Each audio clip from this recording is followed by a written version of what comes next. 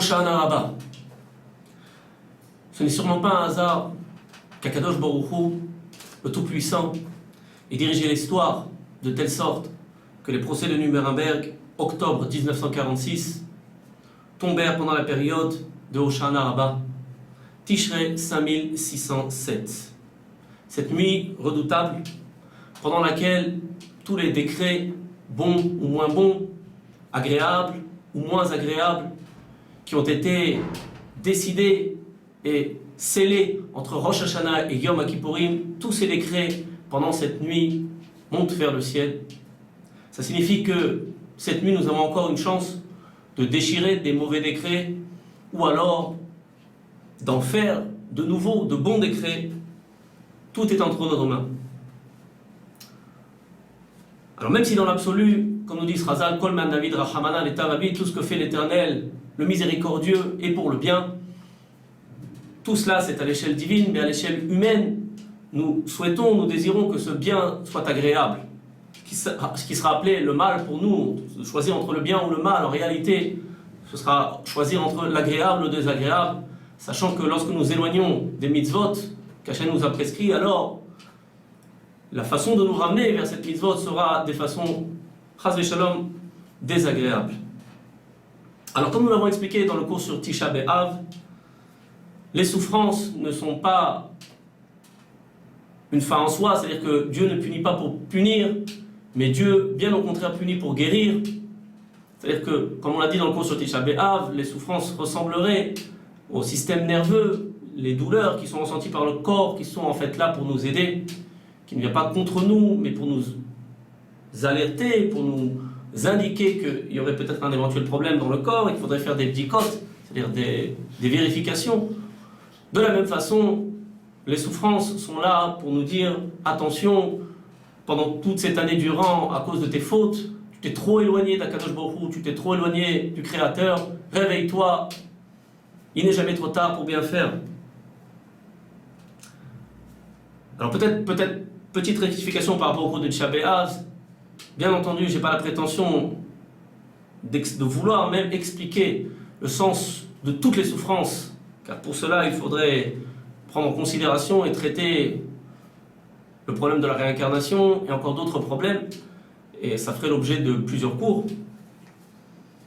Non, mais comme nous le dit Srazal, comme nous dit la Torah, Anistarot, l'Hashem vaniglot lanu, ulbanenu lasot kechol akatuv be sefer Torah, c'est-à-dire que ce qui est caché appartient à l'Éternel, les causes cachées, en d'autres termes, des souffrances appartiennent à l'Éternel, et c'est vrai qu'on ne peut pas tout comprendre, mais le côté qui est dévoilé nous appartient à nous, c'est-à-dire que même si on ne peut pas tout comprendre des souffrances, ça ne retire pas notre responsabilité de comprendre ce que nous pouvons, oui, comprendre, et de prendre nos responsabilités pour éviter envers nous-mêmes, envers le monde entier, car on a une responsabilité d'abord envers nous-mêmes, envers nos proches, envers Am Israël et même envers le monde entier. À nous de prendre responsabilité et d'essayer de comprendre ce que nous pouvons comprendre.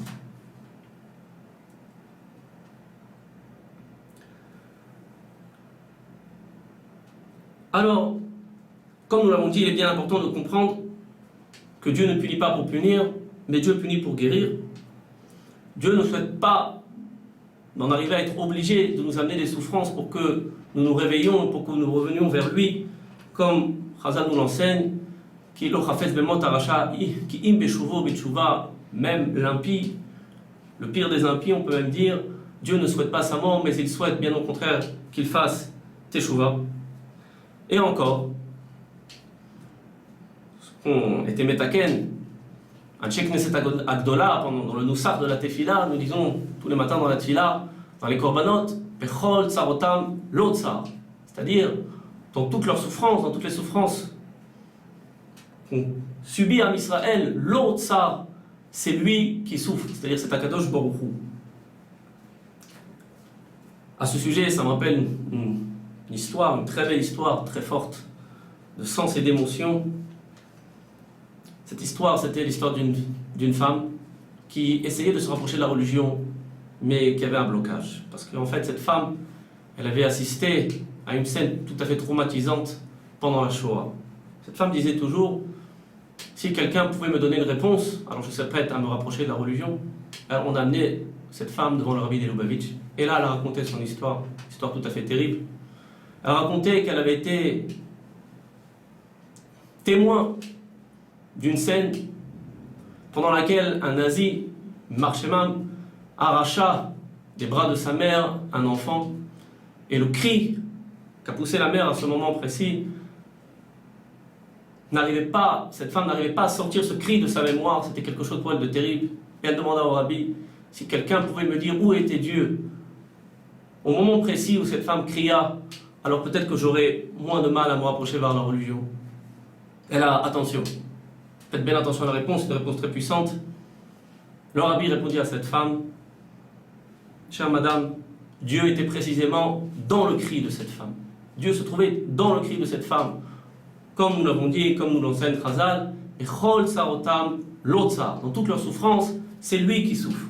Alors bien sûr, la question que vous allez probablement poser, ou que vous vous posez chez vous, mais alors s'il en est ainsi, que Dieu souffre lorsqu'il voit ses enfants souffrir, et si c'est précisément Dieu qui amène en fait toutes ces souffrances, mais alors qu'il ne les amène pas. Alors pour répondre à cette question, on va faire appel à une parabole. Prenons l'exemple d'un papa qui a un enfant, on va dire de 5 ans, qui a une très mauvaise habitude de rentrer toutes sortes d'objets dans les prises électriques. Alors tant que c'est des objets qui ne sont pas métalliques, ça peut encore aller. Tant qu'on rentre dans l'une des deux bornes, ça peut encore aller, mais vous comprenez que si on rentre, comme par exemple une pince à nourrice, ou un objet métallique qui a 2 têtes dans les 2 bornes de la prise, ça m'est arrivé quand j'étais petit, ça fait très très mal, et ça peut être très dangereux. Et voici que le papa essaie d'expliquer à son fils que c'est dangereux et qu'il ne faut pas faire ça, mais le fils rigole, et rien à faire. Et le papa arrive à la conclusion qu'il n'y a rien d'autre à faire. L'enfant a besoin d'une bonne tannée. Qu'est-ce qu'on peut faire? Alors vous comprenez bien que c'est pas contradictoire. D'un côté, le papa, quand il donne la tannée à son enfant, la plupart du temps, c'est lui qui a encore plus mal que le petit, que le fils. Mais d'un autre côté, il est contraint, il est obligé de lui donner une tannée, parce que cette tannée vaut mieux que l'électrocution, bien entendu.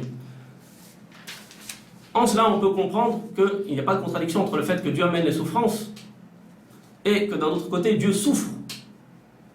Sûrement plus que nous lorsque Am Israël se trouve dans ses souffrances. Mais alors là, vous pouvez encore me poser une question, vous pouvez me dire, d'accord, mais le papa, lui, n'est pas tout puissant. Le papa, lui, ne peut pas faire en sorte que la prise électrique n'électrocute pas, alors que Dieu, lui, oui, est tout puissant. Alors la question qui peut se poser, mais alors pourquoi Dieu ne fait pas en sorte que le courant n'électrocute pas? Ou alors, pour reprendre en amont notre parabole, pourquoi est-ce que Dieu ne fait pas en sorte que nos péchés, nos fautes, n'entraînent pas un éloignement, n'entraînent pas des souffrances dans le monde, puisqu'il est tout puissant? Pour répondre à cette question, reprenons les paroles de Chazal. Chotamo shel HaKadosh Baruch Hu emet. On va traduire, le sceau d'Akadosh Baruch Hu est vérité. Et dans la mesure où cette vérité s'exprime ici-bas, dans notre monde, par la Torah, donc ça revient à dire que si la Torah nous dit, regarde, si tu ne gardes pas le Shabbat, si tu ne gardes pas la Terat Mishpacha, la Kashrut et toutes les mitzvot qui sont écrites dans la Torah, ça ira pas bien. Si maintenant Dieu venait annuler ses effets, alors ça reviendrait à dire, si on veut nous lui demander d'annuler ses effets, ça reviendrait en fait à lui demander, Chas Veshalom, d'être un menteur ou d'être un falsificateur. Ce qu'on peut oui lui demander, c'est d'être Erech Hapaim, long à la colère, de pardonner, miséricordieux, d'attendre, d'être patient. Mais au bout d'un moment ou un autre, si Am Israël Chas Veshalom ne fait pas Teshuvah, toutes les choses qui sont marquées dans la Torah, bonnes ou moins bonnes, doivent s'accomplir, car c'est cela la réalité, c'est cela la vérité. Et comme nous l'avons dit, le sceau d'Akadosh Baruch Hu est vérité, on ne peut pas demander à Akadosh Baruch Hu de ne pas être lui-même, bien entendu. Alors peut-être que on a encore une petite question à se poser. En tout cas, moi c'est une question que je me suis posée quand j'ai fait Teshuvah, donc je vous fais participer à cette question, même si vous ne l'êtes pas posée. Alors d'accord, on peut comprendre tout ça, on peut récapituler qu'en fait toutes les souffrances que Dieu amène, lui-même souffre énormément, mais qu'il n'a pas le choix, parce qu'il fait ça pour pas que nous nous éloignions de lui complètement, et pour pas que nous nous coupions de la vie éternelle. Et encore, nous avons expliqué que Dieu, qui vient entre guillemets, ne peut pas, je dis bien entre guillemets parce que Dieu peut tout, mais en tout cas, nous ne pouvons pas lui demander de falsifier, de changer les données qui ont été définies depuis les 6 jours de la création. Alors il y a quand même une question qui reste posée. Si je reprends maintenant l'exemple du papa avec son enfant qui avait cette mauvaise habitude de mettre les doigts ou toutes sortes d'objets dans la prise, alors là on peut comprendre la proportion. C'est-à-dire on peut comprendre qu'effectivement une bonne tannée, ça vaut le coup pour éviter de se faire électrocuter. Parce qu'une tannée, à côté de l'électrocution qui peut ramener Chas Shalom à la mort, c'est tout à fait légitime et proportionnel. Mais lorsqu'on observe durant l'histoire les souffrances qu'ont subies à Israël, particulièrement pendant la Shoah, pendant l'Inquisition, toutes ces périodes difficiles, alors on a du mal à comprendre les proportions. On se dit, bon d'accord, Dieu nous amène tout ça pour nous éloigner de quelque chose, mais pour nous éloigner de quoi de tellement grave. Lorsqu'on regarde en fait les souffrances qu'on connaît à Israël pendant ces périodes-là, on se dit, mais qu'est-ce qu'il peut y avoir de pire? Qu'est-ce qui peut justifier de telles souffrances? Et là, c'est vrai qu'on a du mal à comprendre la proportion des choses. Alors pour répondre à cette question, encore une fois, on va être obligé de faire appel à une parabole. Reprenons l'exemple de cet enfant. On va dire à peu près le même âge, cet enfant de 5 ans. Si maintenant, nous venions lui demander à cet enfant, dis-moi mon petit, à ton avis, qu'est-ce qui peut arriver de pire, Chas Shalom, dans ce monde? Alors l'enfant réfléchit, et il dit, ce qui peut m'arriver de pire dans ce monde, c'est qu'en jouant avec des allumettes, je mets le feu au tapis du salon, et bon, j'arrive à éteindre plus ou moins les dégâts, mais quand mon père rentre à la maison et qu'il voit le tapis perçant transformé en charbon, alors là, il m'attribue une de ces tannées, et il me punit, et il m'empêchera de sortir au moins pendant 2 semaines, de ne pas sortir avec mes copains, de ne pas jouer. La tannée, la punition, il va peut-être même prendre un de mes jouets préférés et m'empêcher de jouer avec pendant une période. Je ne crois pas qu'il peut y avoir quelque chose de pire que ça. Comme ça nous répond l'enfant. Et puis après cela, on lui demande, alors dis-moi mon petit maintenant, à ton avis, quelle est la chose la plus fantastique et merveilleuse qui pourrait arriver? L'enfant réfléchit. Alors moi, mes enfants, ils aiment bien les Playmobil. Je ne fais pas de publicité. J'ai pas d'action sur Playmobil.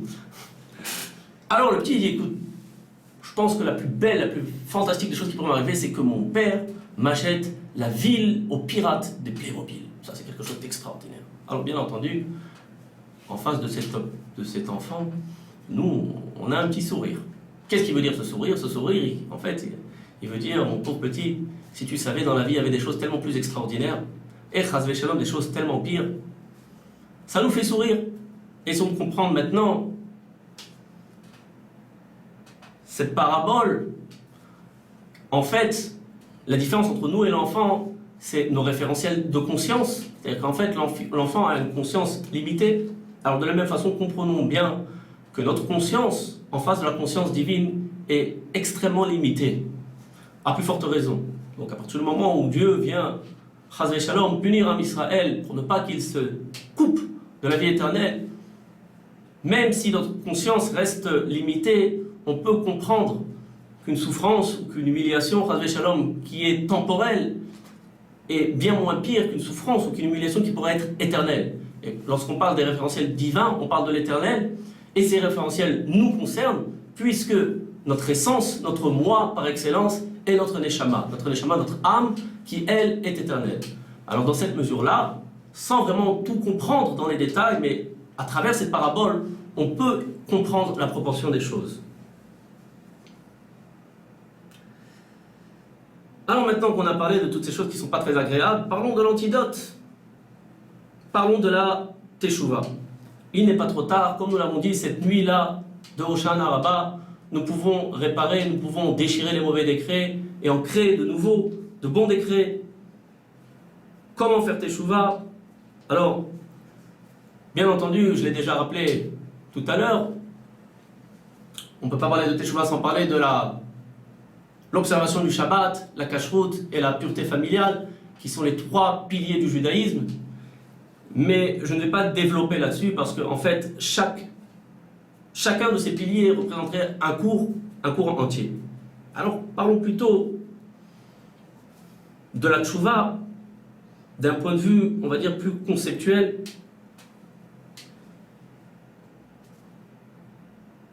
Dans la paracha de Kitavo, il est écrit après la liste de toutes les choses désagréables qui pourraient nous arriver si nous n'observons pas les lois de la Torah. Il est marqué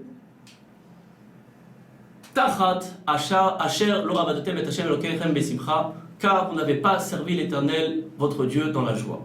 Alors bien sûr, tous les commentateurs posent la question, c'est une question qui est très connue, peut-être que vous-même vous la connaissez.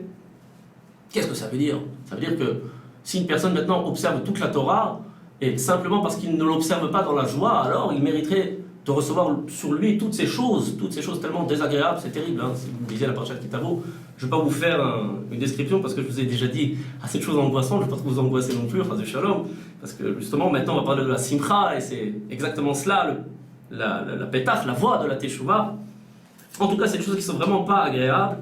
Alors on a du mal à comprendre comment une personne maintenant, a priori, qui s'efforcerait de faire toute la Torah, simplement parce qu'il ne l'a pas fait avec joie, alors il mériterait toutes ces choses. Alors bon, il y a plusieurs réponses, mais l'une des réponses sur laquelle je voudrais m'attarder et développer est la suivante. C'est qu'en fait, le manque de joie est le début et le terrain fertile à toutes les fautes et à toute régression dans la pratique, à toute régression spirituelle. Mais alors si c'est cela, alors il faudrait qu'on arrive à comprendre d'où provient ce manque de joie. D'où provient ce manque de joie? Pourquoi est-ce que dans la Avodat Hashem, alors ça peut être à n'importe quel niveau, je veux dire, même que vous soyez Shomer Shabbat ou pas Shomer Shabbat, pureté familiale, vous avez dit, si vous écoutez ce cours, c'est que je pense que vous êtes déjà sympathisant, je pense que c'est sûr que dans votre vie, vous avez déjà essayé au moins de faire des efforts pour vous rapprocher de la religion, ça a plus ou moins marché, et c'est sur cela qu'on va essayer de développer. Pourquoi est-ce que ça a plus ou moins marché? Alors, la Torah nous dit, c'est parce qu'en fait, tu n'étais pas dans la joie lorsque tu les as fait, ou pas assez dans la joie. Alors, comment est-ce qu'on peut y arriver? A priori, on a un a priori en fait qui est un a priori faux, on va tout de suite le démontrer, c'est de croire qu'en fait l'effort et la joie sont incompatibles. Alors en fait, ça dépend de notre système de valeurs. Nous, occidentaux, avons grandi dans une société qui a toujours mis l'accent sur le résultat et non sur l'effort. Remarquez bien, tout marche comme ça dans la société. Quelqu'un qui va passer son bac, il aura beau faire tous les efforts, s'il n'a pas son bac, eh bien, bon, il dira, écoute, t'as raté ton bac. Quelqu'un qui va faire des efforts pour essayer d'être médecin, il va étudier des années, ben, s'il n'arrive pas à passer ses examens, bon, il dit, écoutez, je suis désolé, t'es pas médecin. Le système même des notes, qui va noter en fait le résultat, est-ce que je sais ou est-ce que je ne sais pas, qui va en aucun cas noter l'effort de la personne. D'ailleurs, à l'université ou à l'école, on s'en fiche complètement de l'effort qui a été... Vous voyez qu'on est complètement conditionné par ce système, par ce principe. Je prends encore, même dans le cinéma, Superman, Iron Man, Spider-Man, en fait, tout ce qu'on nous montre comme idéal n'est pas l'effort, mais est le résultat du super-homme. Si tu n'arrives pas à être le super quelque chose, ou Superman, ou Spider-Man, ou je ne sais quoi, alors en fait, quelque part, tu es un peu zéro. Résolument, l'effort n'est pas du tout mis en valeur dans la société occidentale, qui prend sa source dans le principe de la sacralisation de l'homme. En fait, pour la société occidentale, l'homme est sacré, il prend un petit peu la place de Dieu, on fait un petit peu ce qu'on veut, on s'en fiche du regard des autres. Façon de voir qui est tout à fait, bien entendu, erronée d'après la Torah. Mais pour revenir à ce système de valeurs qui est, comme nous l'avons expliqué, complètement erroné, et d'ailleurs la preuve c'est que Chazal nous enseigne, dans la Gemara, les Fumtsara Agra, que d'après l'effort vient le salaire. C'est-à-dire que Dieu en fait regarde l'effort que l'homme a fourni dans ce monde pour venir lui donner un salaire et ne regarde pas les résultats. Alors à ce sujet, j'aimerais bien vous lire un petit morceau du Rav Dessler, tome 5, page 265. Et on va bientôt arriver, je vais bientôt vous expliquer, Be'ezrat Hashem, quel est le rapport entre ce système de valeurs erroné qui met l'accent sur le résultat et pas sur l'effort, et si maintenant nous voulons nous inverser ce système de valeurs et essayer de l'intérioriser, comment est-ce que nous arriverons à régler le problème de la joie, et comment est-ce que nous arriverons en fait à toute source de progression spirituelle durable. Le Rav Dessler nous enseigne, page 264, le titre, je ne vais pas tout vous lire, je vais vous lire, on va dire, les passages qui sont les plus importants par rapport à ce qu'on veut dire. Le titre, Asimcha shomeret al apnimiut. La joie conserve l'intériorité. Im choshev adam la'asot mutav. Si l'homme pense agir, faire, c'est bien. Aval achoshev ligmor belarto. Mais celui qui pense finir son travail, zo apikorsot. C'est de l'hérésie, nous dit le Rav. Lo alecha amelacha ligmor. Il ne t'incombe pas de finir le travail. Ki iefshar la adam ligmor klal. Car l'homme ne peut pas finir. Adam nolad be'emtsa inyan. L'homme naît au milieu de l'histoire. Ve'mistalek be'emtsa inyan. Et quitte ce monde au milieu de l'histoire. Ve'en gmira begeder adam klal. Et finir n'est pas dans la dimension de l'homme du tout. Ve'alken eno lachshov cheshbonot be'avodato be'olamo kama yivne ve'igmor ve'itaken. Et s'il en est ainsi, il ne doit pas faire de calcul dans son service divin, lorsqu'il va faire des mitzvot ou du chesed, be'olamo, dans son monde, combien est-ce qu'il va construire, combien est-ce qu'il va finir et combien est-ce qu'il va réparer. Amatzivlo tachlit kazo, celui qui se fixe un tel but, toé, il se trompe. Ki atachlit avodat Hashem, car le but, qui est une fin en soi, avodat Hashem, c'est le service divin. Attention, amal, nous dit le Rav. Amal, c'est l'effort. Vechol maaseh ou maaseh be'avodat Hashem, et chaque action et action dans le travail, le service divin, hu atachlit, c'est lui qui est le but. Ve'ayodea le'arich zot, et celui qui sait estimer cela. Hu atzadik, c'est lui le juste. Ve'utamid besimcha, et il est toujours dans la joie. Kemoshe ne'emar, comme il est dit, ou le yeshere lev simcha, et pour ceux qui ont le cœur droit, la joie. Alors, ce discours peut peut-être un petit peu vous étonner, parce que dans ces cas-là, où est la place pour les aspirations, l'ambition, mais je saute quelques lignes et je vous lis ce que dit le Rav un peu plus loin. C'est pas ça que le Rav veut dire. Le Rav nous dit, il ne faut, ce que je veux dire, c'est pas que chas v'shalom, il faut pas avoir d'ambition de s'élever. Et là, chez Akir Gamken, mais il faut que l'homme connaisse aussi et à erech ve'asimcha, la valeur et la joie de ce qu'il fait maintenant. L'explication est très simple, l'explication est la suivante. On va finir par un exemple. Prenons un exemple concret. Peut-être un exemple, sûrement un exemple qui va vous concerner. Un Yehudi, maintenant un Juif qui écoute un cours de Torah et qui a une Torah, qui se réveille et qui a envie d'aller vers la Torah et vers la mitzvot. Alors, c'est bien connu que les premiers pas sont des pas qui sont très difficiles. Bon, je me rappelle, à l'époque où j'avais commencé à faire Shabbat, c'était pour moi un véritable calvaire.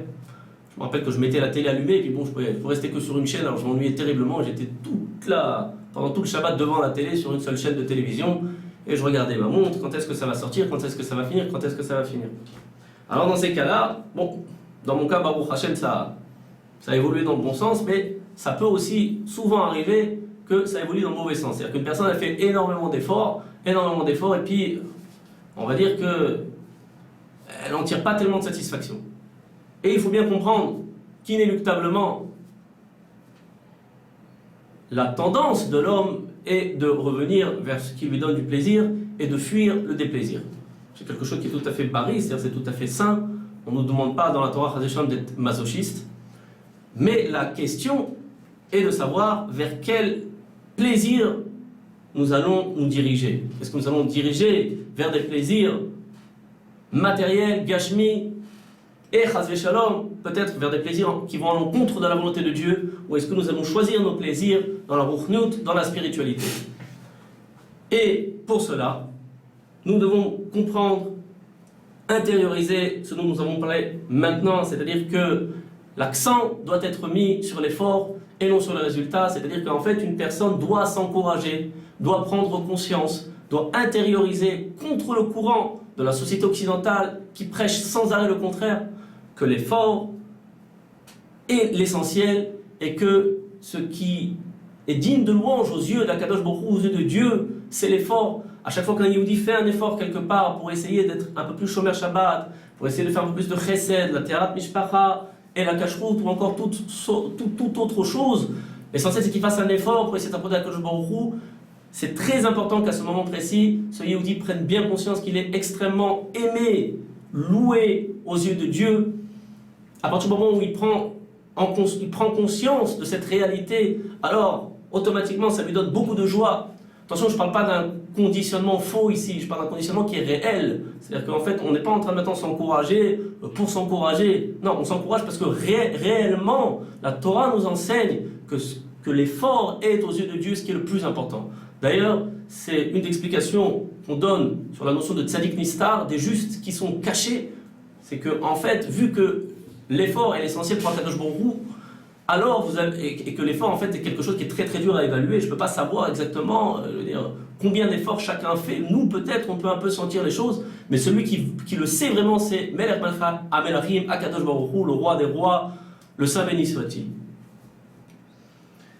Alors dans cette mesure-là, on comprend qu'il peut y avoir des tzadikim nistarim, c'est-à-dire des justes cachés, parce que nous, dans le monde ici-bas, qui est un monde de mensonges, ce qu'on voit, c'est les résultats. Donc si je vois un grave avec une grande barbe, qui fait toutes les mitzvot, Shabbat, et qui étudie toute la journée, ben, je vais dire c'est un grand sadique. Et c'est possible que, effectivement, c'est un grand sadique. Mais, par contre, il y a des tzadikim nistarim, c'est-à-dire des justes qui sont cachés, une personne qui n'est pas tout à fait simple, qui est ni arabe, qui a ni une longue barbe, et qui sait à peine lire des Teilim, mais qui est quelqu'un qui fait des efforts tout à fait extraordinaires pour Akadosh Baruch Hu, celui-là est un guédère de tzadik nistar. Alors à Botaï et Iratsan, effectivement, qu'on arrive à intérioriser cette notion, parce que lorsqu'on a réussi à intérioriser ce système de valeurs, il n'y a pas de place pour la tristesse, parce qu'en réalité, la tristesse, dans la plupart des cas, provient d'une frustration. J'aimerais bien être à un certain niveau et je n'y suis pas, et ça me rend triste. Alors effectivement, si la joie dépend d'un résultat, alors on va dire que je suis aliéné parce que je ne peux pas toujours obtenir des résultats comme moi je voudrais. J'en ai pas toujours l'effort, j'en ai pas toujours le temps, et puis des fois c'est une question de temps, et des fois je me décourage, mais à Botaï, si la joie dépend de l'effort, alors la seule raison qu'on pourrait avoir de ne pas être joyeux, c'est de ne pas faire suffisamment ou de ne pas faire du tout d'efforts pour essayer de nous rapprocher de la Kadosh Baruch Hu. Et dans ces cas-là, il n'y a pas de place pour la tristesse, parce que au moment précis où la personne va prendre conscience qu'elle est un petit peu triste parce qu'elle sent qu'elle ne fait pas assez d'efforts en ce moment pour la Kadosh Baruch Hu, à ce moment précis, c'est entre ses mains de faire un effort, de finir, de réussir, d'arriver. C'est pas forcément entre les mains de l'homme, mais faire un effort, c'est toujours entre les mains de l'homme. Donc d'après cela, on comprend bien que celui qui a bien intériorisé ce système de valeurs ne peut jamais être triste, et bien au contraire, toujours être joyeux. Donc Yehi Ratson, en cette nuit de Hoshana Rabbah, que nous arrivons à intérioriser ce système de valeurs qui est un véritable tremplin, un cercle vertueux pour la Teshuvah, une véritable Teshuvah. La véritable Teshuvah n'est pas une Teshuvah dans la tristesse, mais une Teshuvah dans la joie, une joie extraordinaire, cette joie qui nous remplira de bonheur, d'épanouissement, d'accomplissement, et qu'ainsi, Be'ezrat Hashem, nous arrivons à nous rapprocher d'Akadosh Baruch Hu. Amen. Ken Yehi Ratson.